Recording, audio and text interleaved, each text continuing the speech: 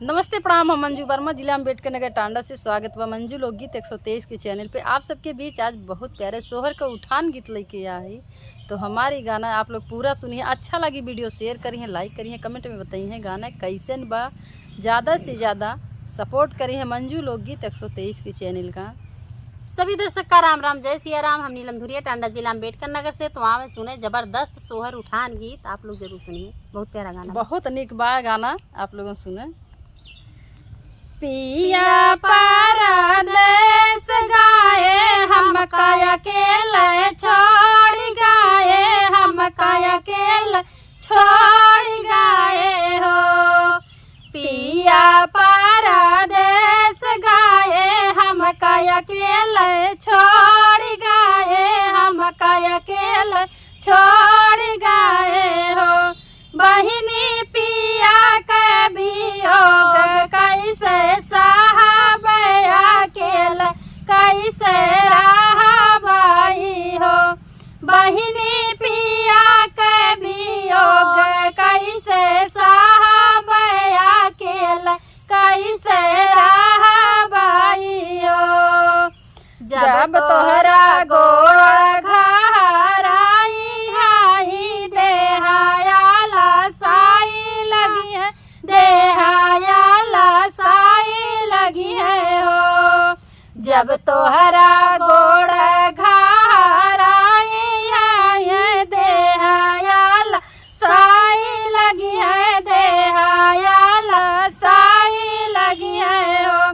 धनाया पाने नीला के दारा दिया, तू चिट्ठिया लिखी भेज उदारा हारी ले बाई हो।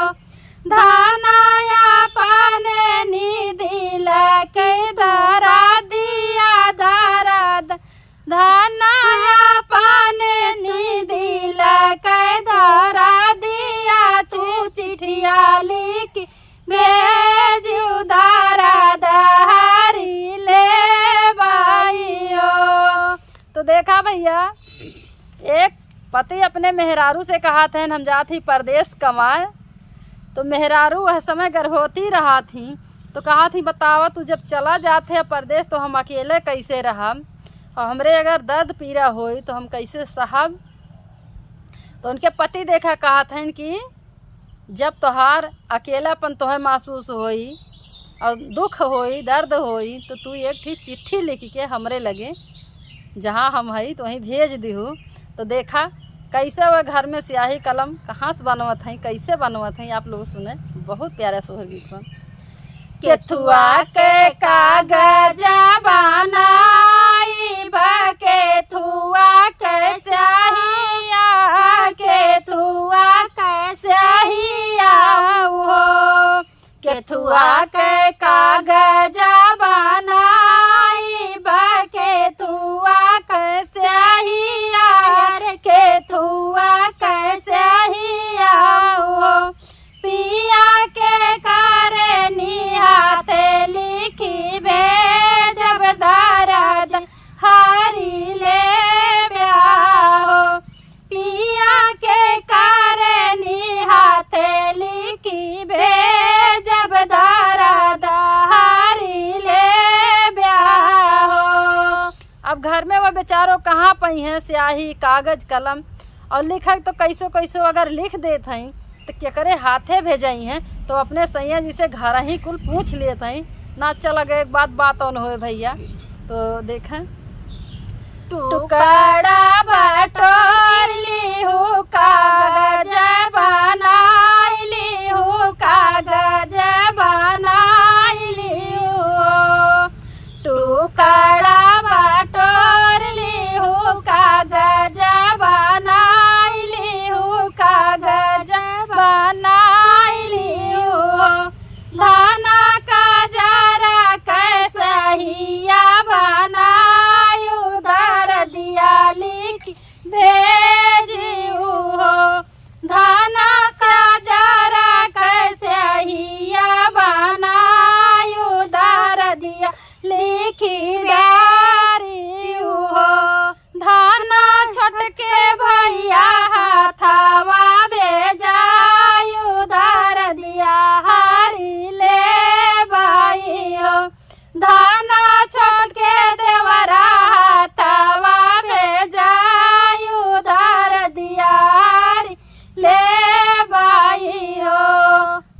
है भैया जुआर बताए देते हैं सैया जी कि कागज हेर लिहू, टुकड़ा टुकड़ा जोड़ के बटोर लिहू, एक ठीक कागज बनाए लिहू, अपने आँखी के कजरे से स्याही बनाए के चिट्ठी लिख दिहू, जौन तोहार देवर हैं हमार छोट भाई हैं उन्हीं के हाथे पहुँचाए दू हमरे लगे तक, तो हम तोहार दर्द जरूर हर लेब।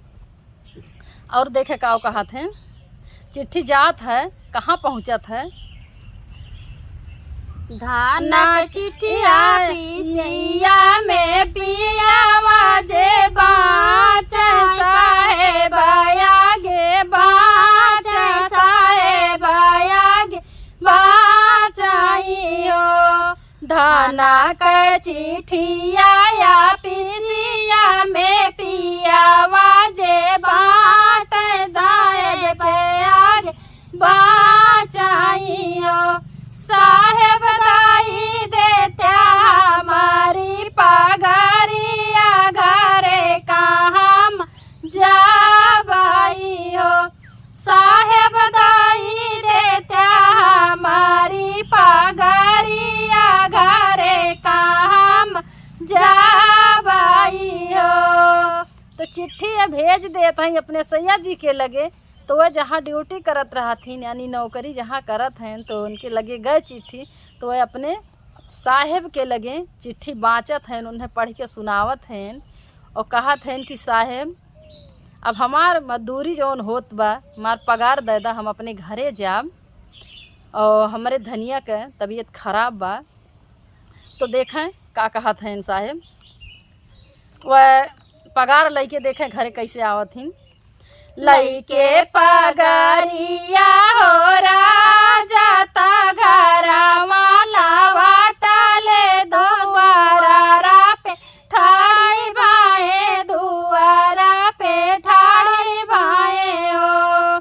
लइके पगारिया हो राजा ता घरा काला वाटले दुआरा पे ठाड़ी भाए, दुआरा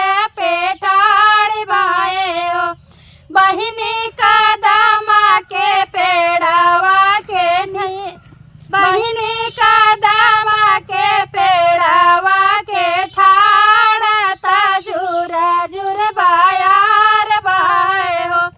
बहिनी का दामा के पेड़ावा के ठाड़ता जुरा जुर बायार बाए हो। बहिनी बाई ठेका दामा के तारा माता धूपिया नेवाराई हो। बहिनी बाई ठेका दामा के तारा माता धूपिया नेवाराई हो। परदेश से सैया जी चलाए आवत हैं अपने दुआरे, तो भैया कदम के पेड़ बा उनके दुआरे, तो वहीं छहात हैं बैठा हैं, खूब बढ़िया झुर झुर हवा बहात बा धीरे धीरे, जैसे हम लोगन के ऊपर आज बहात बा। बागी माँ दाढ़ी मोछी मई के पसीना तब ना सुखात बा। देखा भैया बेनो आए बा, हाथे वाला बेनो बागी माँ है, लेकिन लागत बा महंग बिकत बा हवई हो सारे को जौन है हवा ना बहात बा। तो वैसे कदम के पेड़ में लेकिन रहा हवा खूब बढ़िया, साहेब जी जुड़ात हैं। तो आगे देखे का होत बा। माई लइके आवत खटियावा बहिना लइके पानिया, बहिना लइके पानिया हो। माई लइके आवत खटियावा बहिना लइके पानिया, बहिना लइके पानिया हो।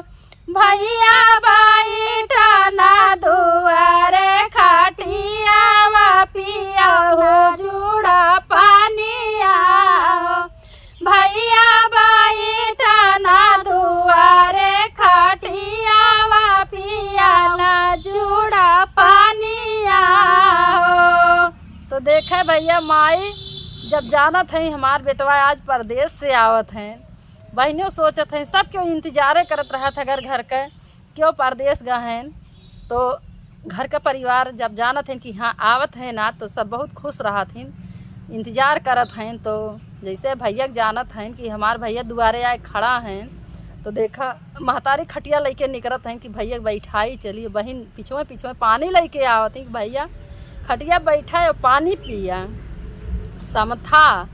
तो भैया बैठा हैं समथात हैं। तो देख आगे का होत बा। पनियाई पी के बेटा हुआ तो माया से पूछन लागे बहिनी से, पूछन लागे बहिनी से पूछन लागे हो। पनियाई पी के बेटा हुआ तो माई से पूछन लागे बहिनी से, पूछन लागे बहिनी से पूछन लागे हो। बहिनी कहाँ गई रानिया मार नजर नहीं आमाई हो। बहिनी कहाँ गई धानिया मार नजर नहीं आमाई हो। तो देखा माई और बहनी तो देखते हैं दाना पानी खटिया मचिया पाई हैं, लेकिन अपने मेहरारू ना देखत हैं। तो पूछत हैं कि बहनी हमारे धनिया ना देखा हैं कहाँ हैं, और सबका तो देखते है ही, लेकिन वो कहाँ है उन्हें बतावत नहीं कहाँ हैं। तो देखा बहन भैया इतनी जबर चुगली यहीं रही है। वह ननद तो भगवान के हुक्म दे बिना ननद करा है। तो देखा बहन कैसे जौन है चुगली जोड़त वो भाई से। इतनी बचन सुनी बहिनी तो गर्भ जवाब दी, गर्भ जवाब दी, पलटी जवाब दी, पलटी जवाब दी हो। इतनी बचन सुनी बहिनी तो गर्भ जवाब दी, पलटी जवाब दी, पलटी जवाब दी हो। भैया दूसरे के जन्म लालनवा तो भाऊजी खेलावाई हो।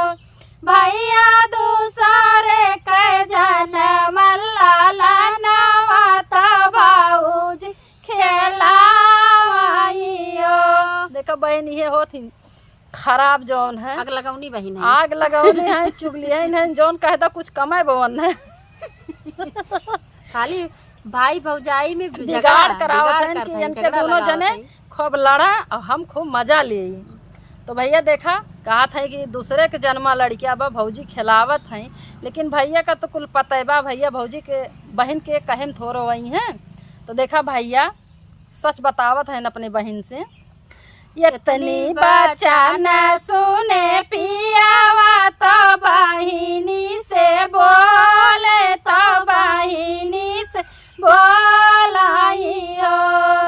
इतनी बचन सुने पियावा तो बहिनी से बोले, तो बहिनी से बोलाई हो। बहिनी हमारा ही जनमल लालनवा तो धाना मोर खेलावाई हो। बहिनी हमारा ही जनमल लालनवा तो धाना मोर खेलावाई हो। तो देखा भैया बतावत हैं बहनी से कि बहनी हो दूसरे केहू ना है, हमरे लड़किया है जौन हमार मेहरारू खिलावत हैं। तो आर भौजी हमरे लड़किया दूसरे केहू न जानू तू। तो सच बात भैया बताए देथिन। पिया परदेस गाए हम अकेले छोड़ गए, हम अकेले छोड़ गए हो। बहिनी पिया के वियोग कैसे साहब अकेले कैसे रहबई हो। बहिनी पिया के वियोग कैसे साहब अकेले कैसे रहबई हो। धन्यवाद।